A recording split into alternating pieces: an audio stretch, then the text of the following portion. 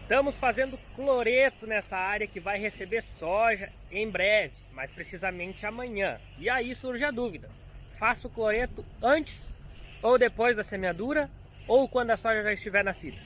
Esse vai ser o nosso vídeo de hoje, então roda a vinheta, já deixa teu like no canal e bora pro vídeo.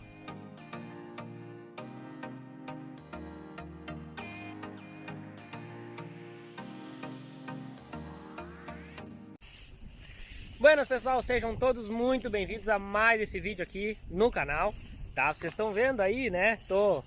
Vai ser com uma mão só, mas criando um pouquinho de coragem, de ânimo de novo, né? A dor vai deixando e aí a gente vai criando um pouquinho de coragem para fazer vídeo e gravar e mostrar conteúdo para vocês, tá? Então eu tô aqui uma área que a gente fez uma dessecação, era uma área que tinha uma palhada muito grande, tá? Então aqui a gente optou por fazer... A gente fez uma aplicação de glufosinato e cletodin, tá? Para matar essa palhada, para já dar uma sapecada em algumas buvas que estavam de fácil controle. Mas sobra bastante coisa, principalmente as que estavam escondidas, né? Então aqui a gente vai fazer um outro manejo que eu vou abordar no outro vídeo, que vai ser junto com os pré-emergentes, tá? Então, já respondendo a pergunta que eu falei que eu tinha que comentar, definimos os pré-emergentes, pelo menos para as áreas que a gente está iniciando o plantio, certo? E quero comentar isso aí com vocês nos próximos vídeos e vou abordar tudo isso em detalhes, tá? Tem uma área que a gente já plantou, vou falar de cultivares, a gente recebeu bastante semente já. Que adubo eu estou usando, que dose estou usando, que semente, que a população, tudo isso aí nós vamos falar, tá?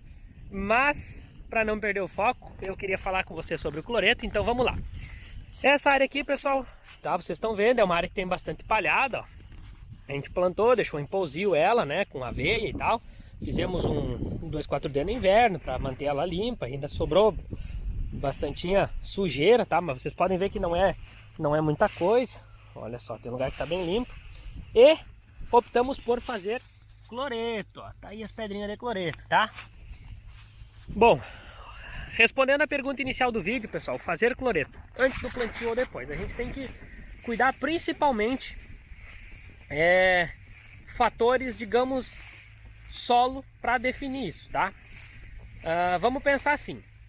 Nessa área é uma área que eu tenho palhada, tá? Então isso já me permite fazer um cloreto, porque eu sei que eu não vou ter problema, por exemplo, ou vou ter um problema, digamos, quase zero aí com lixiviação, tá? Não vai ter problema de vir uma chuva, levar esse cloreto, uma lavagem superficial, tá? Então isso não é um perigo. Então isso já me encoraja a fazer esse cloreto agora. Outra questão, potássio aqui não é o meu nutriente limitante, tá? Eu sei como está o teor dele, então vocês podem olhar aí áreas que vocês tiverem um potássio acima do nível crítico, pensando em análise de solo, né? Também isso já dá uma condição bem mais tranquila para vocês fazerem o cloreto antes do plantio, tá? Aqui, o que me anima ainda a fazer isso? Porque eu estou botando boa parte de cloreto na linha também, tá? Cuidando, né, doses, o pessoal comenta de salinização, sim, isso pode ser um problema, mas na nossa plantadeira ela é com 2 discos na frente, então o adubo cai no meio, é revolvido, esse cloreto, esse fósforo e tal que tem do formulado não fica em contato com a semente, então a gente não vai ter esse problema de salinização, tá? Então isso é mais um fator que permite e que possibilita a gente fazer o cloreto antes do plantio. Ou seja, tem o potássio no solo? Tem, e ele não é limitante, beleza. Outro fator, vou botar uma boa dose na linha. Lembrando, não vou ter problema de salinização de semente porque não vou deixar em contato. Beleza, então a planta tem pro arranque ali, tá? Pertinho dela e tal. E como eu não tenho problema de lixiviação, eu tenho palhada e tudo mais, então eu já vou aproveitar e fazer agora, tá? Poderia fazer depois? Sim, pessoal, posso fazer depois, tá?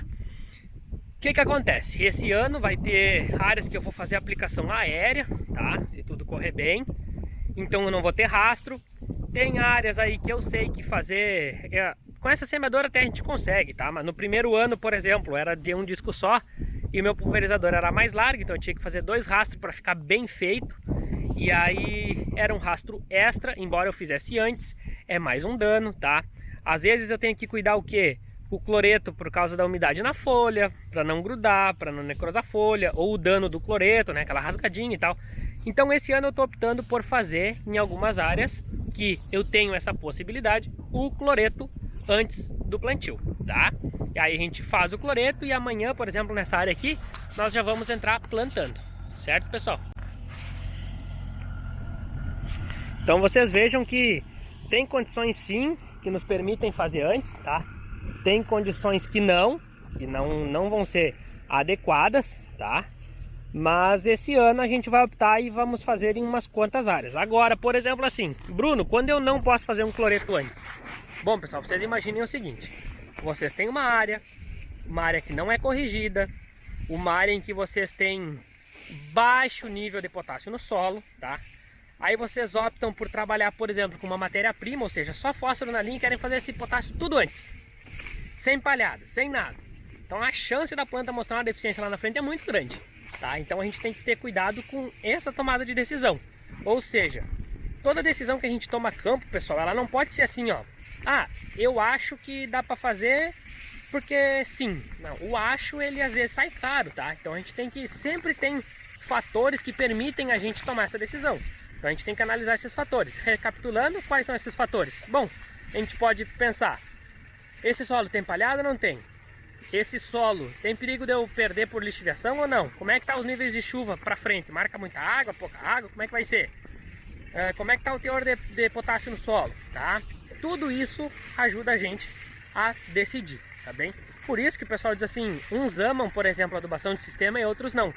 Ou seja, plantam sem adubo porque já adubaram na planta de cobertura ou coisa assim. Quem ama esse tipo de manejo, com certeza tem um solo já corrigido, um solo com os níveis já adequados. E possivelmente quem odeia esse tipo de manejo, que não vê resultado, é porque o solo não está apto a isso ainda. Então a gente tem que analisar bem, para cada caso é um caso. Mas aqui eu estou só comentando com vocês porque aqui nessa área estamos fazendo potássio antes do plantio. Beleza, meu povo?